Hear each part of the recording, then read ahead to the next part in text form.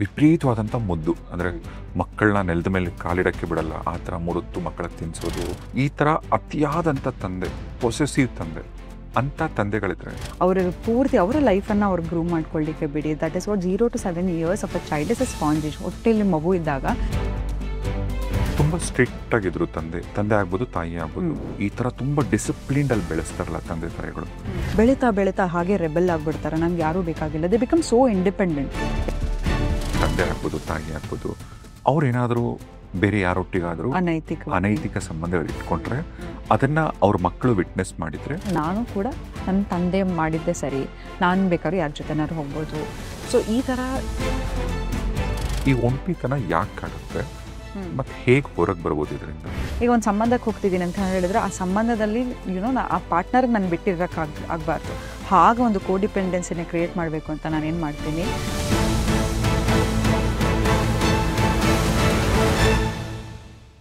ಅಲ್ಲ ಈಗ ನಾನು ಹೇಳಿದ್ದು ಈ ಥರದ್ದು ಒಂದು ತಂದೆ ಕತೆ. ಅದೇ ಉಲ್ಟಾ, ಫಾರ್ ಎಕ್ಸಾಂಪಲ್ ಒಂದು ಮನೇಲಿ ತಂದೆ ವಿಪರೀತವಾದಂಥ ಮುದ್ದು. ಅಂದರೆ ಮಕ್ಕಳನ್ನ ನೆಲದ ಮೇಲೆ ಕಾಲಿಡಕ್ಕೆ ಬಿಡಲ್ಲ, ಆ ಥರ ಮುರುತ್ತು ಮಕ್ಕಳಿಗೆ ತಿನ್ನಿಸೋದು, ಮಕ್ಕಳನ್ನ ಹೆಂಗೆ ಅತಿಯಾದಂಥ ಪ್ರೀತಿ ಕೊಡ್ತಾರೆ ಗೊತ್ತಾ ಕೆಲವ್ರ ತಂದೆಯರು. ನಾನು ಒಬ್ಬೊಬ್ಬರನ್ನೇ ಮಾತಾಡ್ತಾ ಹೋಗ್ತೀನಿ. ಈ ಥರ ಅತಿಯಾದಂಥ ತಂದೆ, ಪೊಸೆಸಿವ್ ತಂದೆ ಅಂಥ ತಂದೆಗಳಿದ್ರೆ ಅದು ಮಕ್ಕಳ ಮೇಲೆ ಎಫೆಕ್ಟ್ ಬೀಳುತ್ತೆ. ಖಂಡಿತ. There is a syndrome called princess syndrome ಅಂತ. ಆ ಹೆಣ್ಣು ತಾನು ಯಾವಾಗಲೂ ಎಲ್ಲೇ ಹೋದ್ರು ಅದರ ಅಟೆನ್ಷನ್. ನಿಮ್ಮ ಫ್ರೆಂಡ್ ಸರ್ಕಲಲ್ಲೇ ನೋಡಿ, ಯಾರೋ ಒಬ್ರು ಇರ್ತಾರೆ, ಯಾವಾಗಲೂ ಎಲ್ಲ ವಿಷಯದಲ್ಲೂ ಅವ್ರಿಗೆ ಅಟೆನ್ಷನ್ ಬೇಕು. ಏನಾದರೂ ಒಂದು ನ್ಯೂಸೆನ್ಸ್ ಕ್ರಿಯೇಟ್ ಮಾಡ್ತಿರ್ತಾರೆ, ಇಲ್ಲ ಅಂತ ಹೇಳಿದ್ರೆ ರಿಲೇಷನ್ಶಿಪ್ಪಲ್ಲೂ ಅಷ್ಟೇ ಅದೇ ಥರ ಅಟೆನ್ಷನ್ ಕೊಡ್ತಾನೇ ಇರಬೇಕು ಕಾನ್ಸ್ಟೆಂಟ್ ಆಗಿ. ಆ ವ್ಯಕ್ತಿ ಬಗ್ಗೆನೇ ಬಾರ್ಡರ್ ಲೈನ್ ನಾರ್ಸಿಸಿಸ್ಟ್ ಆಗಿಬಿಡ್ತಾರೆ ಅವರೆಲ್ಲ. ಸೊ ದಟ್ ಇಸ್ ನಾಟ್, ಅದಕ್ಕೆ ಹೇಳಿದ್ದು ಜಾಸ್ತಿ ಮಕ್ಳ ಹತ್ರ ಅಟೆನ್ಷನ್ ಕೊಡಕ್ಕೆ ಹೋಗ್ಬೇಡಿ.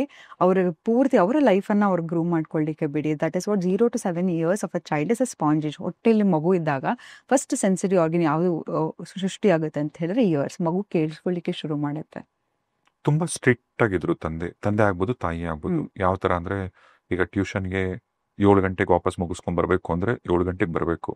7:15 ಬಂದ್ರು ಬೈಯೋದು, ಹೊಡಿಯೋದು, ತಾಯಿ ಹೊಡಿಬೋದು, ತಂದೆ ಹೊಡಿಬೋದು. ಈ ತರ ತುಂಬಾ ಡಿಸಿಪ್ಲಿನ್ಡ್ ಅಲ್ಲಿ ಬೆಳೆಸ್ತಾರಲ್ಲ ತಂದೆ ತಾಯಿಗಳು, ಅದು ಮಕ್ಕಳ ಮೇಲೆ ಯಾವ ತರ ಪ್ರಭಾವ ಬೀರುತ್ತೆ? ಖಂಡಿತವಾಗ್ಲು they don't feel safe at home. ಆಚೆ ಕಡೆ ಹೋಗಿ ನೀವು ನೋಡಿರ್ಬೋದು, ಮನೇಲಿ ತುಂಬ ಸ್ಟ್ರಿಕ್ಟ್ ಆಗಿರೋ ಬೆಳೆಸಿರೋ ಮಕ್ಕಳು ಆಚೆ ಕಡೆ ಹೋಗಿ ಯಾರಿಗೋ ಹೊಡೆಯೋದು, ಆ ಫ್ರಸ್ಟ್ರೇಷನ್ ಅನ್ನು ಆಚೆ ತೋರಿಸ್ಲಿಕ್ಕೆ ಶುರು ಮಾಡ್ತಾರೆ. ಬೆಳೀತಾ ಬೆಳೀತಾ ಹಾಗೆ ರೆಬೆಲ್ ಆಗ್ಬಿಡ್ತಾರೆ. ನಂಗೆ ಯಾರೂ ಬೇಕಾಗಿಲ್ಲ. They become so independent emotionally. ನೋಡಿ, ನಾವು human is a social animal. ನಮ್ಗೆ ಯಾವಾಗಲೂ ನಾವು ಭಾವನಾತ್ಮಕ ಜೀವಿ.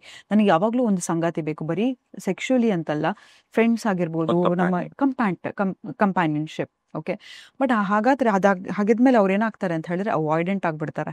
ಅದನ್ನೇ ಹೇಳಿದೆ, ಅವಾಯ್ಡೆಂಟ್ ಅಟ್ಯಾಚ್ಮೆಂಟ್ ಸ್ಟೈಲನ್ನು ಡೆವಲಪ್ ಮಾಡ್ಕೋತಾ ಹೋಗ್ತಾರೆ. ನನಗೆ ಯಾರೂ ಬೇಡ, ನನ್ನನ್ನು ನಾನು ನೋಡ್ಕೋಬೋದು, ನನ್ನ ಎಮೋಷನ್ಸ್ ನಾನೇ ಹ್ಯಾಂಡಲ್ ಮಾಡ್ಕೋತೀನಿ. ನಾನೇನಾದರೂ ಒಂಚೂರು ಹತ್ತರೆ ನನ್ನ ಎಮೋಷನ್ಸನ್ನು ಹೇಳ್ಕೊಂಡ್ರೆ ನನ್ನ ಬಗ್ಗೆ ತಮಾಷೆ ಮಾಡ್ತಾರೆ, ನನ್ನ ಎಮೋಷನ್ಸನ್ನು ತುಂಬ ನನ್ನ ಒಲೈಟಲ್ ಆಗಿ ನೋಡ್ತಾರೆ.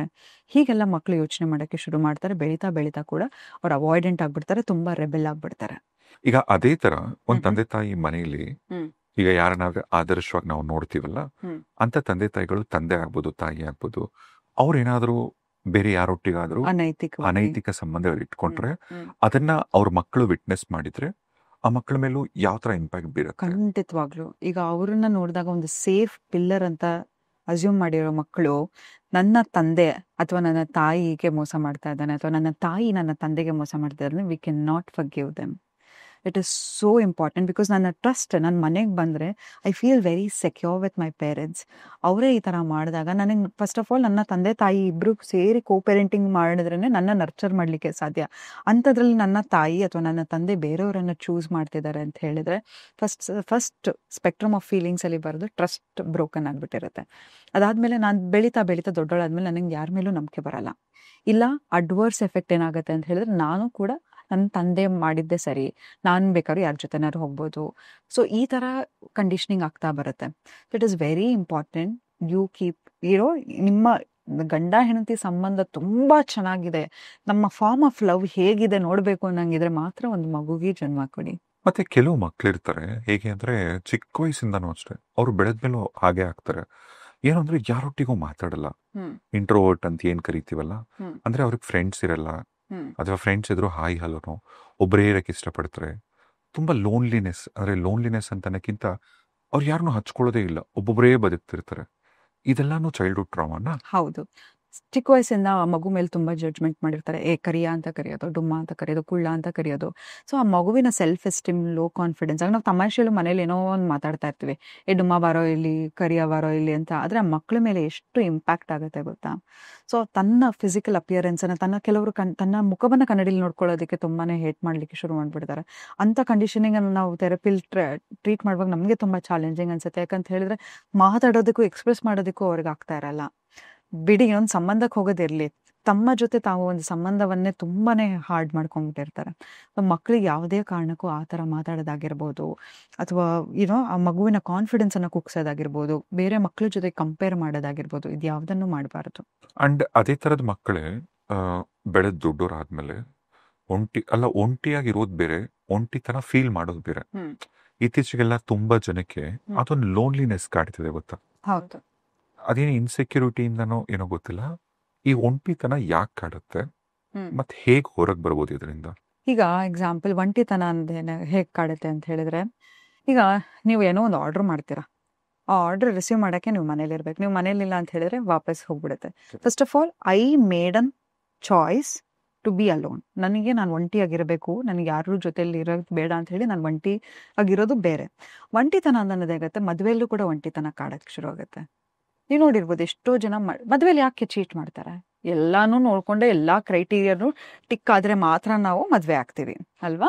ಆದರೆ ಮತ್ತೆ ಮದುವೆ ಆದಮೇಲೂ ಕೂಡ ಒಂಟಿತನ ಯಾಕೆ ಕಾಡತ್ತೆ, ಮದುವೆ ಆದಮೇಲೂ ಯಾಕೆ ಚೀಟ್ ಮಾಡ್ತಾರೆ, ಮದುವೆ ಆದಮೇಲೂ ಕೆಲವು ಸಂಬಂಧಗಳು ಯಾಕೆ ಬರ್ತಾ ಹೋಗುತ್ತೆ ಅಂತ ಹೇಳಿದ್ರೆ, ನೋಡಿ, ಒಂಟಿತನ ಅನ್ನೋದು ಎಲ್ಲೋ ನಿನ್ನನ್ನು ನಾನು ಅಕ್ಸೆಪ್ಟ್ ಮಾಡದೇ ಇದ್ದಾಗ, ಪ್ರತಿ ಸತಿ ನಿನ್ನನ್ನು ನಾನು ದ್ವೇಷಿಸ್ತಾ ಇರುವಾಗ, ಅಥವಾ ನಿನ್ನ ಸಕ್ಸಸ್ಸನ್ನು ನಾನು ಸೆಲೆಬ್ರೇಟ್ ಮಾಡೋಕ್ಕಾಗದಾಗ, ನೋಡಿ, ದುಃಖ ಆದಾಗ ನಾವು ಒಬ್ಬರೇ ತಿನ್ಬೋದು. ಈಗ ಎಕ್ಸಾಂಪಲ್, ನನಗೊಂದು ಪ್ರಮೋಷನ್ ಸಿಗುತ್ತೆ, ನಾನು ಹೋಗಿ ನನ್ನ ಗಂಡಂಗೆ ಹೇಳ್ತೀನಿ, ಅದನ್ನ ಸೆಲೆಬ್ರೇಟ್ ಮಾಡಿದಾಗ ಮುಖದಲ್ಲಿ ಗೊತ್ತಾಗುತ್ತೆ ಸ್ಲೈಟ್ ಎಕ್ಸ್ಪ್ರೆಷನ್, ಜೆಲಸ್ ಬಂದ್ಬಿಡುತ್ತೆ ಪ್ರಮೋಷನ್. ನನ್ನಿಲ್ದೆ ಇವಳು ನನಗಿಂತ ದುಡಿತಾಳ, ಈ ತರ ಒಂದು ಸ್ಲೈಟ್ ಜೆಲಸ್, ಅದೆಲ್ಲವೂ ಕೂಡ ಸಂಬಂಧದಲ್ಲಿ ಬಿಡ್ತಾ ಶುರುವಾಗ್ತಾ ಹೋಗುತ್ತೆ. ಒಂದು ಖುಷಿ ವಿಷಯನ ಹೇಳ್ಕೊಳಕ್ಕಾಗಲ್ಲ. ನಾನು ಏನಾದ್ರು ಹೇಳಿದ್ರೆ, ರೀ ಬೇಗ ಬನ್ರಿ ಮನೆಗೆ ಅಂತ ಹೇಳಿದ್ರೆ, ನಿಂದಿದ್ದೆ ಗೋಳು, ನೀನು ಬೇಗ ಬಾ ಅಂತ ಹೇಳಿದ್ರೆ, ನನ್ನ ಕಷ್ಟ ನನಗೆ ಅನ್ನೋದು, ಈ ಥರದ್ದು ಎಲ್ಲವೂ ಕೂಡ ಯಾವಾಗ ಅಕ್ಸೆಪ್ಟೆನ್ಸ್ ಇರಲ್ಲ.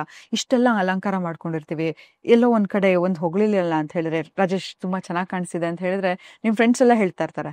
ನಿಮ್ಮ ಪಾರ್ಟ್ನರ್ ಹೇಳಿಲ್ಲ ಅಂತ ಹೇಳಿದ್ರೆ, ನಾನು ಏನು ಮಾಡಿದ್ರು ನನ್ನ ಪಾರ್ಟ್ನರ್ ಹೇಳಲ್ವಲ್ಲ, ಅಪ್ರಿಸಿಯೇಷನ್ ಇಲ್ವಲ್ಲ. ನಮ್ಗೆ ಎಲ್ರಿಗೂ ಬೇಕು ಅಲ್ಲ, ನಾವು ಇಷ್ಟು ಕಷ್ಟಪಟ್ಟು ಕೆಲಸ ಮಾಡ್ತೀವಿ, ನಂಗೆ ಒಂದು ಅಪ್ರಿಷಿಯೇಟ್ ಮಾಡಿಲ್ಲ ನನ್ನ ಬಾಸ್ ಅಂತ ಹೇಳಿದ್ರೆ ನನಗೆ ಎಷ್ಟು ಬೇಜಾರಾಗುತ್ತೆ. ಮನೇಲಿ ಇಷ್ಟೆಲ್ಲ ಕಷ್ಟಪಟ್ಟು ಅಡುಗೆ ಮಾಡ್ತೀವಿ, ಒಂದು ಅಪ್ರಿಷಿಯೇಟ್ ಮಾಡಲಿಲ್ಲ ಅಂತ ಹೇಳಿದ್ರೆ ಎಷ್ಟು ಬೇಜಾರಾಗುತ್ತೆ. ಪ್ರತಿಯೊಂದು ಕೂಡ ಒಂದು ಎಮೋಷನಲ್ಲಿ ನಾವು ಡಿಪೆಂಡ್ ಆಗಿರ್ತೀವಿ, ಒಂದು ರಿಲೇಷನ್ಶಿಪ್ಪಲ್ಲಿ ಇದ್ದೀವಿ ಅಂತ ಹೇಳಿದಾಗ. ಆ ಒಂಟಿತನ ಅನ್ನೋದು ಹಾಗೆ ಕಾಡ್ತಾ ಇರುತ್ತೆ. ಫಸ್ಟ್ ಆಫ್ ಆಲ್ ಏನಾಗಬೇಕು, ಈ ಒಂಟಿತನದಿಂದ ಹೇಗೆ ಆಚೆ ಬರೋದು ಅಂತ ಹೇಳಿದ್ರೆ, ಸೆಲ್ಫ್ ವ್ಯಾಲಿಡೇಷನನ್ನು ಕೊಟ್ಕೋತಾ ಹೋಗಿ. ಅದು ಮುಂದೆ ಮಾತಾಡ್ತಾ ಹೋಗ್ತೀನಿ. ಸೆಲ್ಫ್ ಲವ್ ಮೂಲಕ ಲೋನ್ಲಿನೆಸ್ಸನ್ನು ಕಿಲ್ ಮಾಡ್ತಾ ಹೋಗ್ಬೋದು. ಸೆಲ್ಫ್ ವ್ಯಾಲಿಡೇಷನ್ ಹೇಗೆ ಕೊಟ್ಕೋಬೇಕು, ಸೆಲ್ಫ್ ಅಪ್ರಿಸಿಯೇಷನನ್ನು ಹೇಗೆ ಕೊಟ್ಕೋಬೇಕು, ನಿಮ್ಮ ಕಾನ್ಫಿಡೆನ್ಸನ್ನು ಹೇಗೆ ಹೆಚ್ಚಿಸ್ಕೋಬೇಕು ಅನ್ನೋದು ಸೆಲ್ಫ್ ಲವ್ ಅಲ್ಲಿ ಮಾತಾಡ್ತಾ ಹೋಗ್ತೀನಿ. ಸೆಲ್ಫ್ ಲವ್ ಅಂದರೆ ಏನು? ಸೆಲ್ಫ್ ಲವ್ ಅಂತ ಹೇಳಿದ್ರೆ, first of all you should understand. ಈಗ ಏನಾಗುತ್ತೆ, ನಾನು ಒಂದು ಸಂಬಂಧಕ್ಕೆ ಇಳಿತಾ ಇದ್ದೀನಿ ಅಂತ ಹೇಳಿದ್ರೆ, ಕಂಪ್ಲೀಟ್ಲಿ ನನ್ನ ಎಮೋಷನ್ನು, ನನ್ನ we keep them in pedestal. Okay, this is also part of anxious attachment. ನಾವೇನು ಮಾಡ್ತೀವಿ, ನನ್ನ ಎಲ್ಲ ನೀಡ್ಸನ್ನು ಬಿಟ್ಟು ಆಯಿತಾ, ಈಗ ಒಂದು ಸಂಬಂಧಕ್ಕೆ ಹೋಗ್ತಿದ್ದೀನಿ ಅಂತ ಹೇಳಿದ್ರೆ, ಆ ಸಂಬಂಧದಲ್ಲಿ ಆ ಪಾರ್ಟ್ನರ್ಗೆ ನಾನು ಆಗಬಾರ್ದು. ಹಾಗೆ ಒಂದು ಕೋಡಿಪೆಂಡೆನ್ಸಿನ ಕ್ರಿಯೇಟ್ ಮಾಡಬೇಕು ಅಂತ ನಾನೇನು ಮಾಡ್ತೀನಿ, ನನ್ನ ಇಡೀ ಪ್ರಪಂಚದ ಸುಖವನ್ನೆಲ್ಲ ಆ ವ್ಯಕ್ತಿ ಮೂಲಕ ಎಕ್ಸ್ಟ್ರಾಕ್ಟ್ ಮಾಡಲಿಕ್ಕೆ ಶುರು ಮಾಡ್ತೀನಿ. ಓಕೆನಾ. ಯಾವಾಗ ಆ ವ್ಯಕ್ತಿಯಲ್ಲಿ ಒಂದು ಸ್ವಲ್ಪ ಇರ್ಸು ಮುರ್ಸು ಆಗುತ್ತೆ, ಡೈಲಿ ಗುಡ್ ಮಾರ್ನಿಂಗ್ ಕಳಿಸ್ತಾ ಇರೋರು ಒಂದಿನ ಗುಡ್ ಮಾರ್ನಿಂಗ್ ಕಳಿಸ್ಲಿಲ್ಲ ಅಂತ ಹೇಳಿದ್ರೆ ನಾನು ಇಡೀ ದಿನ ಹಾಳಾಗೋಗ್ಬಿಟ್ಟಿರುತ್ತೆ. ಗುಡ್ ನೈಟ್ ಕಳಿಸ್ಲಿಲ್ಲ ಅಂತ ಹೇಳಿದ್ರೆ ಇಡೀ ದಿನ ಹಾಳಾಗ್ಬಿಟ್ಟಿರುತ್ತೆ. ಅಷ್ಟೊಂದು ಎಮೋಷ್ನಲಿ ಆ ವ್ಯಕ್ತಿ ಮೇಲೆ ಡಿಪೆಂಡ್ ಆಗಿರ್ತೀವಿ ಅಂತ ಹೇಳಿದ್ರೆ you lack self love. Okay, self love ಅನ್ನೋದು ಹೇಗೆ ಅಂತ ಹೇಳಿದ್ರೆ, it's not about you physical. ಹೋಗ್ಬಿಟ್ಟು ಹೇರ್ ಕಟ್ ಮಾಡಿಸೋದು, ಮುಖಕ್ಕೆ ಪ್ಯಾಕ್ ಹಾಕೋದು, maybe it's part of it. But self love is accepting how you are. ನಂಗೆ ಇವಾಗ ಇಷ್ಟು ದೊಡ್ಡ ಪಾಟ್ ಬೆಲಿ ಇದೆ ಅಂತ ಇಟ್ಕೊಂಡ್ರು ಕೂಡ ಅದನ್ನು ನಾನು ಅಕ್ಸೆಪ್ಟ್ ಮಾಡ್ಕೋತಾ ಇದ್ದೀನಿ. ನನ್ನ ಕೂದಲು ಬೆಳ್ಳಕ್ಕಿದೆ ಅಂತ ಹೇಳಿದ್ರು ನಾನು ಅದನ್ನು ಅಕ್ಸೆಪ್ಟ್ ಮಾಡ್ಕೋತಾ ಇದ್ದೀನಿ. ಯಾರೇ ನನ್ನನ್ನು ತುಳಿಲಿಕ್ಕೆ ಟ್ರೈ ಮಾಡ್ತಿದ್ರು, ನನ್ನ ಬಗ್ಗೆ ಏನೇ ಕೆಟ್ಟದಾಗಿ ಹೇಳ್ತಿದ್ರು, ಕೆಟ್ಟದಾಗಿ ಕಮೆಂಟ್ ಮಾಡ್ತಿದ್ರು, ನನ್ನ ಜೊತೆ ನಾನು ನಿಂತ್ಕೊಳ್ಳೋದೆ ಸೆಲ್ಫ್ ಲವ್. ಸೊ ನಾನು ಯಾವಾಗ ಅಯ್ಯೋ ಹಿಂಗೆ ಹೇಳ್ಬಿಟ್ರಲ್ಲ ನನ್ನ ಬಗ್ಗೆ, ನಾನು ಸರಿಗಿಲ್ವಾ, ಹಾಗೆ ಹೀಗೆ ಅಂತ ನಾನು ಯಾವಾಗ ಸೆಲ್ಫ್ ಡೌಟ್ ಮಾಡ್ತಾ ಹೋಗ್ತೀನೋ ನನ್ನ ಕಾನ್ಫಿಡೆನ್ಸ್ ಕುಗ್ತಾ ಹೋಗುತ್ತೆ. ಸೊ ಸೆಲ್ಫ್ ಲವ್ ಅನ್ನೋದು giving validation to yourself, acknowledging yourself. So ಇದು ಯಾವಾಗ ನಿಮಗೆ ನೀವು ಪ್ರಯಾರಿಟಿ ಆಗಿ ಕೊಟ್ಕೋತೀರಾ, it is not being selfish. ಓಕೆನಾ. ಮತ್ತು ಬೌಂಡ್ರೀಸ್, ಯಾಕಂತ ಹೇಳಿದ್ರೆ you have to have a boundaries. Example, ಈಗ ಒಂದು ಮನೆ ತಗೋತೀರ, ಒಂದು ಸೈಟ್ ತಗೋತೀರ ಅಂತ ಹೇಳಿದ್ರೆ ತಕ್ಷಣ ಕಾಂಪೌಂಡ್ ಹಾಕಲ್ವ, ಯಾಕೆ? ಯಾರೂ ಅದನ್ನ ದಾಟಿ ಬರಬಾರ್ದು ಅಂತ. ಸೊ ಹಾಗೆ ಹಾಕಿದಾಗ ನಿಮ್ಮ ಪ್ರಾಪರ್ಟಿ ಸೇಫ್ ಆಗಿರುತ್ತೆ ಅಂತ. ಹಾಗೆ ನಿಮಗೂ ಕೂಡ ಬೌಂಡ್ರೀಸ್ ಇರಬೇಕು. ಎಕ್ಸಾಂಪಲ್, ನಿಮ್ಮ ಮದುವೆ ಬಗ್ಗೆ ಕೇಳೋದಾಗಿರ್ಬೋದು, ನಿಮ್ಮ ಬಾಡಿ ವೆಯ್ಟ್ ಕೇಳೋದಾಗಿರ್ಬೋದು, ನಿಮ್ಮ ಸಂಬಳ ಕೇಳೋದಾಗಿರ್ಬೋದು, ಇನ್ನೂ ಯಾಕೆ ಮಕ್ಕಳಾಗಿಲ್ಲ ಅನ್ನೋದನ್ನ ಯಾರೋ ಒಬ್ರು ರಿಲೇಟಿವ್ ಬಂದು ಹೇಳೋದು, ಅಥವಾ ನೀನು ಡಿವೋರ್ಸಿನಮ್ಮ ಅಥವಾ ನೀನು ಡಿವೋರ್ಸಿನಪ್ಪ, ಯಾರು ನಾನು ಸಿಕ್ಕಿರೋ ಮದುವೆ ಆಗೋ, ಎಷ್ಟೋ ನೀನು ಸಂಬಳ ಅಂತ ಹೇಳ್ಬಿಟ್ಟು 4 ಜನ ಮುಂದೆ ಅವಮಾನ ಮಾಡೋದು, ಇದೆಲ್ಲವೂ ಕೂಡ ಬೌಂಡ್ರೀಸನ್ನು ಇನ್ವೇಡ್ ಮಾಡಿದ ಹಾಗೆ. So it is very important to draw boundaries. ಯಾರನ್ನ ಎಲ್ಲಿ ಇಟ್ಟಿರಬೇಕು, ಹೇಗೆ, ಎಷ್ಟು ನಿಮ್ಮ ಲೈಫನ್ನು ಆಕ್ಸೆಸ್ ಕೊಡ್ತೀರೋ ಅಷ್ಟೇ ಬೆಲೆ ಇರುತ್ತೆ. ನೋಡಿ, ಯಾರೇ ತಿಳ್ಕೊಳ್ಳಿ ಆಯಿತಾ, ಎಲ್ಲಿ ರೇರ್ ಇಟ್ಟಿರುತ್ತೆ. ಈಗ ಡೈಮಂಡಿಗೆ ಯಾಕೆ ಎಷ್ಟು ವ್ಯಾಲ್ಯೂ? ಅದು it's is very rare. So ನಿಮ್ಮನ್ನು ನೀವು ಹಾಗೆ ಇಟ್ಕೊಳ್ಳಿಕ್ಕೆ ಶುರು ಮಾಡಿ. ನಿಮ್ಮನ್ನು ನೀವು ಒಂದು ಸೆಲೆಬ್ರಿಟಿ ಥರ ಸೆಲೆಬ್ರೇಟ್ ಮಾಡಲಿಕ್ಕೆ ಶುರು ಮಾಡಿ. ಸೊ ಯಾವಾಗ ನಿಮ್ಮನೆ ಎಕ್ಸಾಂಪಲ್ ಯಾವುದೇ ಒಂದು ಹೊಸ ಸಂಬಂಧಕ್ಕೆ ಹೋದಾಗ ಅವರನ್ನು 4 ಸೀಸನಲ್ಲಿ ನೋಡಬೇಕಂತೆ. ಭಗವದ್ಗೀತೆಯಲ್ಲೂ ಅದೇ ಹೇಳಿದ್ದಾರೆ. ಸೊ ಈ ಪ್ರತಿಯೊಂದು ಸೀಸನ್ ಚೇಂಜ್ ಆದಾಗ ನಾವು ನಮ್ಮ ದೇಹ ಹೇಗೆ ಚೇಂಜ್ ಆಗ್ತಾ ಹೋಗುತ್ತೋ, ಯಾವತ್ತೂ ತಿಳ್ಕೊಳ್ಳಿ, ಆ್ಯಕ್ಷನನ್ನು ನೋಡ್ತಾ ಹೋಗಿ. ನೀನಿಲ್ದೆ ನಂಗೆ 5 ನಿಮಿಷನೂ ಬಿಟ್ಟಿರೋಕ್ಕಾಗಲ್ಲ ಅಂತ ಹೇಳ್ಬಿಟ್ಟು ಇಡೀ ದಿನ ಕಾಲ್ ಮಾಡದೇ ಇರೋದು. So it is not love. So love is all about action. So ನಿಮ್ಮ 100%ಅನ್ನು ಯಾರು ರೆಸಿಪ್ರೊಕೇಟ್ ಮಾಡ್ತಾರೆ, ಮಿರರ್ ಥರ ಆಗ್ಬಿಡಿ. ಯಾರು ನಿಮಗೆ ಗುಡ್ ಮಾರ್ನಿಂಗ್ ಬೇಬಿ ಅಂತ ಕಳಿಸಿದ್ರೆ ನೀವು ಗುಡ್ ಮಾರ್ನಿಂಗ್ ಅಂತ ಕಳಿಸಿ. ಸೊ ಸಂಬಂಧದಲ್ಲಿ ಕೂಡ start mirroring it. Do not over board, do not. Because ಯಾವತ್ತೂ ತಿಳ್ಕೊಳ್ಳಿ, ನನ್ನ ಇಷ್ಟು ಎಕ್ಸ್ಪೀರಿಯನ್ಸಲ್ಲಿ ಪ್ರೀತಿಯನ್ನು ಭಿಕ್ಷೆ ಬೇಡಿ ತಗೊಂಡವ್ರು ಇದುವರೆಗೂ ನಾನು ನೋಡೇ ಇಲ್ಲ. Okay, once a person decides to leave you, they will leave you no matter what. And loyalty ಕೂಡ, ನೀವು ಎಷ್ಟೇ ಲಾಯಲ್ ಆಗಿ, ನೀವು ಎಷ್ಟೇ ಅಟೆನ್ಷನ್ ಕೊಟ್ಟು, however you are good in bed, if they want to cheat you ಅಲ್ಲ, they will definitely cheat you. So it's nothing related to. First of all, ಯಾರೇ ಒಬ್ಬರು ಚೀಟ್ ಮಾಡಿದ್ರು ಕೂಡ first thing we do it start self blaming. Y, ನನ್ಗೆ ಯಾಕೆ ಹಿಂಗಾಯಿತು, ನಾನು ಸರಿಗಿಲ್ವಾ, ನನ್ನ ಗಂಡಂಗೆ I was not the best. We feel that we are rejected. ನೋಡಿ, ಎಲ್ಲವನ್ನೂ ನಾವು ಹ್ಯಾಂಡಲ್ ಮಾಡ್ತೀವಿ, ವಿ ಕಾಂಟ್ ಹ್ಯಾಂಡಲ್ ರಿಜೆಕ್ಷನ್.